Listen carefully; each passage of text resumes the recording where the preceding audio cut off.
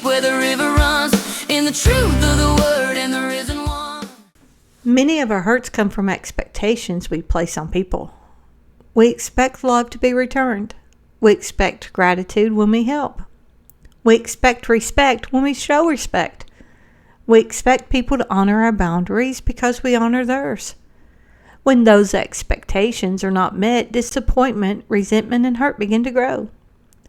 But family, our acts of love are not between us and other people. They are between us and God. Jesus told us to love. He did not tell us to love only when people appreciate it. He did not tell us to love only when people return it. He told us to love because it reflects the heart of God. And loving without expectation is God's kind of love. He loved us without expectation we would ever return His love. We look our most like Him when we walk in love. When we do in order to receive back, we're loving people with the wrong motives. We're not loving people because we love God. We're loving them to get back. And when we do that, they have the power to disappoint us. But when we do good out of love for God, our reward is in Him, not their response. This does not mean we ignore wisdom. Some people do not respect boundaries. Some people will take more than they should. Some people mistake kindness for permission to continue unhealthy behavior. Love does not require us to place ourselves in harmful situations. Love can be kind while still being wise. Love can forgive while maintaining boundaries. Love can care about someone without giving them unlimited access to our life. Wisdom recognizes who people are and responds accordingly. Love them because God said to love them. Pray for them because God said to pray for them. Forgive them because God says to forgive them.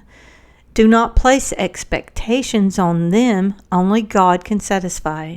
If people return love, be thankful. If they do not, continue walking with God. Your relationship with people is first a matter between you and God. Their response is a matter between them and God. Do all things in love, not because people deserve it, not because they will repay it, but because you loved the one who first loved you. This reminds me of a time that a friend and I had conflict. They had clearly done something wrong to me. I was driving from Cleveland, Tennessee to Knoxville. During that drive, I was pouring out my heart to God concerning their behavior toward me, how unfair they truly was. The more I was offloading all their wrongs, the more I was shown the wrongs I did, my part in it. I stopped a minute and thought, what? I'm talking about how wrong I've been treated. Then I heard God speak to my heart. He asked me this question. He often asks questions to provoke self-reflection. What relationship in your life is most important to you? I stopped a moment and thought, no relationship matters more than ours to me. You know that, Lord. Then I heard, if what you do to others affect the relationship between you and me, then what should matter more to you? What someone does to you or what you do to them? I said, what I do to them. I heard, what you do to them is between you and me, but what someone does to you is between me and them, not you and them, because vengeance is mine. I called that friend immediately and said, I'm sorry. They said, you didn't do anything. I did. I'm sorry. I said, I don't care who did the wrong. How you treated me ain't between me and God, but how I treat you is. Nothing is worth coming between me and God. Nothing. How people act, good or bad, ain't nothing. If I act bad toward people, that's a lot, because that comes between me and God. So love them anyway. Treat them good anyway. Help them anyway, because it ain't between you and them anyway.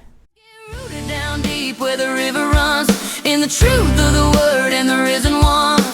Ain't no storm gonna shake that.